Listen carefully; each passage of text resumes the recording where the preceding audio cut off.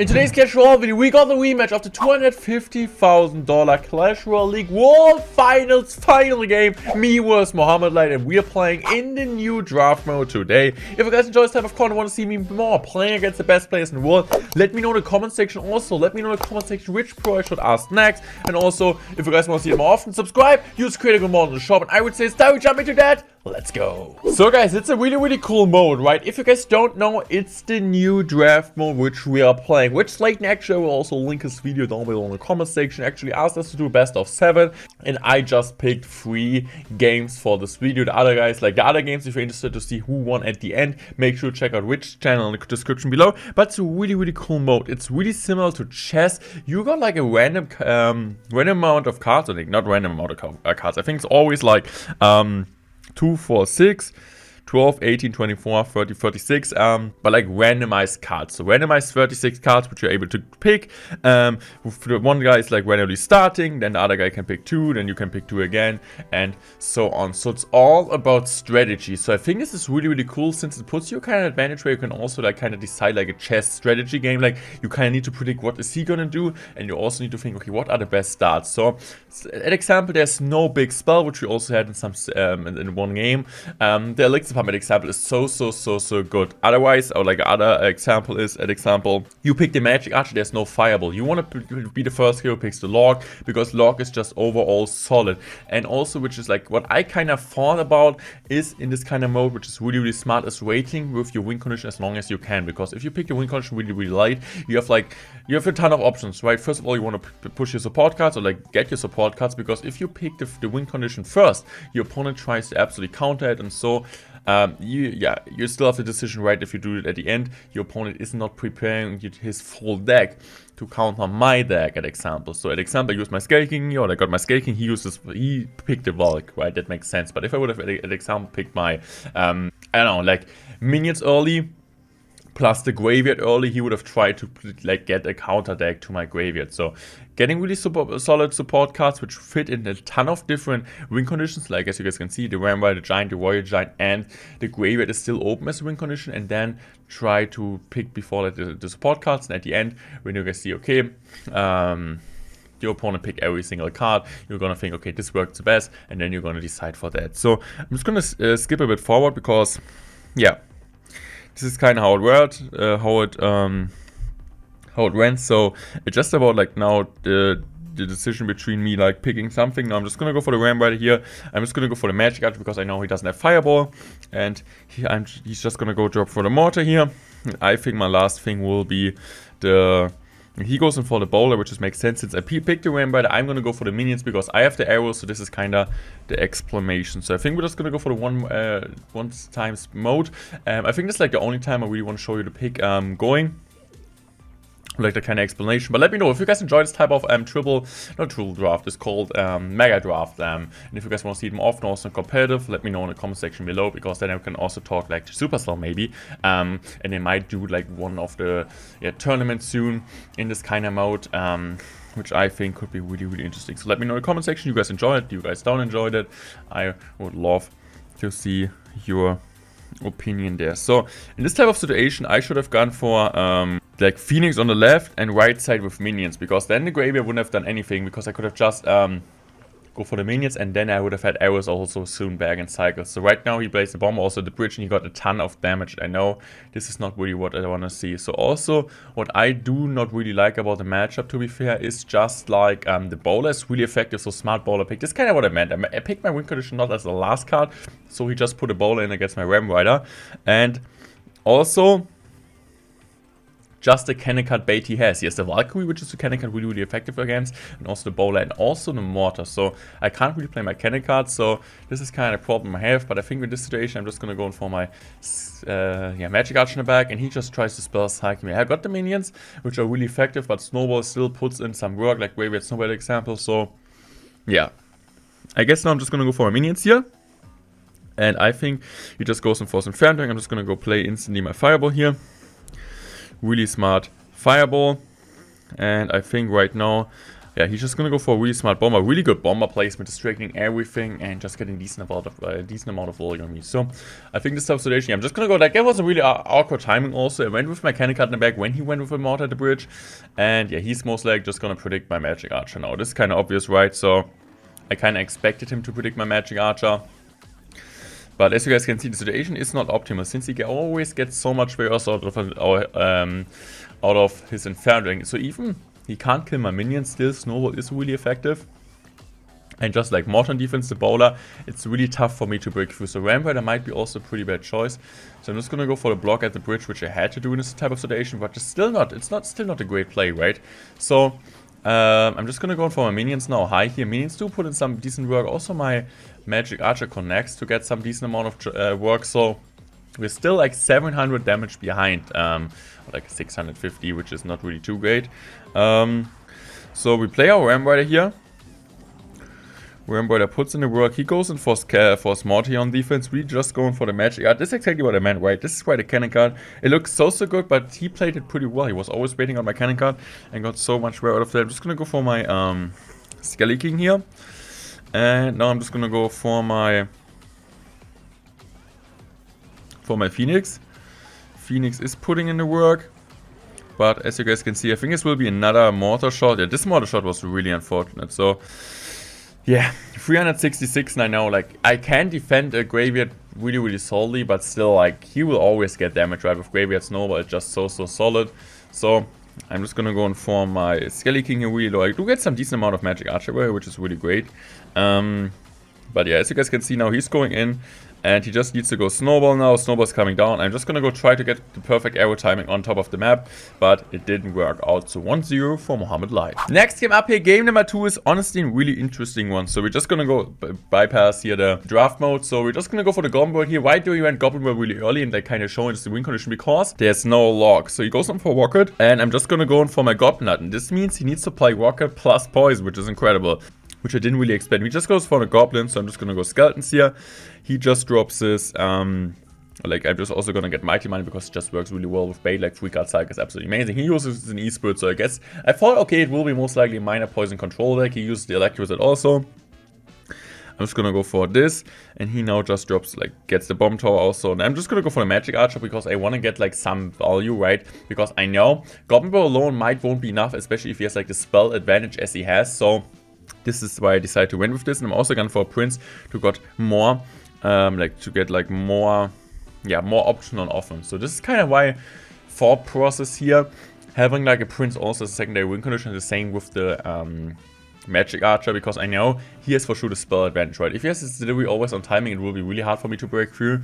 But he goes in for the Electric Spirit, really good Electric Spirit timing. I'm just going to drop this one here in the bag. So I'm just going to go in for my Magic Archer here, really great Magic Archer, but he was actually predicting this one. So smart play on his end. I'm just gonna go in for this. We still get some decent amount of value here, and I'm just gonna go for my Spear Guns. I think in this type of situation, I went honestly really aggressive because I know his cycle was really awkward, and also he was really low. So I'm just gonna also go for an immediate Goblin Barrel here, and as you guys can see here, he messed that up. So his cycle is really awkward. He needs to go for late Ewis, and we do get so much damage. So this is what makes pros.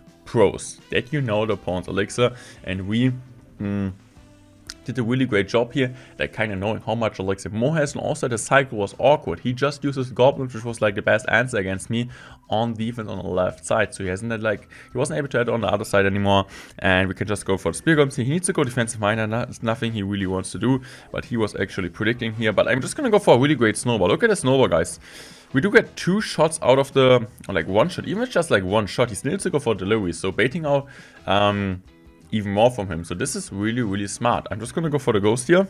I mean for the Prince here.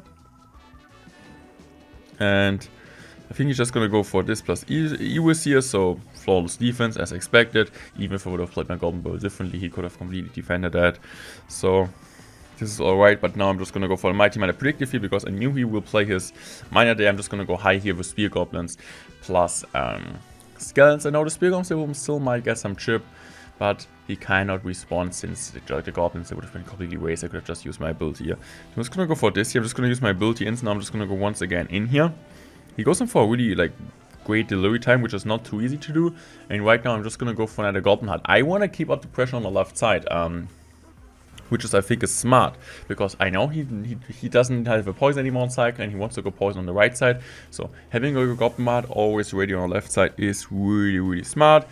And this time you got him off guard and we got some solid chip damage. So that was a really smart bomb tower though, because the bomb tower also hits my magic archer, not my prince. So maybe it was a bit too greedy, maybe it was too predictable going for the magic archer always, but I'm like, okay, if he predicts that I'm not like, if he thinks that I'm thinking that he's gonna predict then it might be smart, but didn't really work out. He goes in for that. I'm also going for the Goblin, perfect Goblin placement. If you play the Goblins right as he did, it's completely flawless defense. And this time I'm just gonna go for the Goblins here. Okay, I guess I'm just gonna go for Skeletons here. Yeah, perfect Skeletons. Catch. And now I'm just gonna go for the Mighty Miner. Why do I go for the Mighty Miner first? I predict the Heart second. I get a free card cycle and just try to spam as much Goblin Bolts now as I can. And I always know he needs to take care of the magic. So this time we're not gonna go for that, and he still has to predict that. So I think I'm just gonna go for another one here. And I know he does have a really like awkward cycle. So we're going for the snowball here, and as you guys can see, we do get some decent amount of damage, which is great. So I'm just gonna go for the spear golems here. I'm just gonna go for skeletons here, and I'm just gonna go for this. I'm also gonna go snowball here, just trying to get some extra chip. And as you guys can see, we do get some extra chip. Magic Archer is also coming in, but he's gonna predict it. Really smart prediction on his end, and he's most likely just gonna go poison now. Good poison, and also the goblins get one shot. But I know, okay, getting a snowball here on tower, also going for a barrel here, and just really important for me now getting like cycling two snowballs. So I'm just gonna go for my Mighty Miner first, because Mighty Miner means 3 card cycle, going for another barrel just to keep up the pressure that he needs to overextend against that he cannot like he needs to play 6 elixir, right? With the 6 elixir he's not able to afford a rocket and another poison. We're winning this one, now 1-1, one final game. So guys, final game here versus Mohamed Light. I need to tell you guys, this game was really interesting. So we're just gonna go for the Archqueen low because we knew lightning wasn't there, but maybe the Archqueen pick wasn't too smart because Monk, like I forgot about Monk. Monk is still sold. So here I should have most likely. The thing is, like, Monk wasn't just good because of the Archqueen. It's also good against Ram Rider. It's also like, yeah, it's also good against Ram Rider, against Hawk. So it was a really bad decision also against Giant and Goblin Giant. So Monk, like the Queen,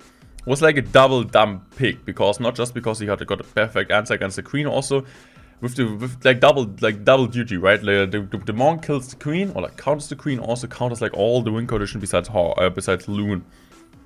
So he just goes in for Hawk, really like smart pick. I'm just gonna go guards. Guards are over really solid. He goes in for Inferno Tower, which is also so smart, because the Inferno Tower basically means what's up, Facecam? The Inferno Tower basically means he's also able to counter like most of my stuff, because he knows I don't have any way to kill the Inferno Tower because the EQ doesn't do damage. So I think this type of matchup, like, I just got outsmarted by Mo. It's not really like, I can't really blame it on matchup, since I was also like dumb on my point, as I just figured, but this will be tough to win. He has the Monk, he has the Inferno against my Balloon, he has the Hawk, right? He has the Miner, so it even looks like dump. He has Hawk Miner.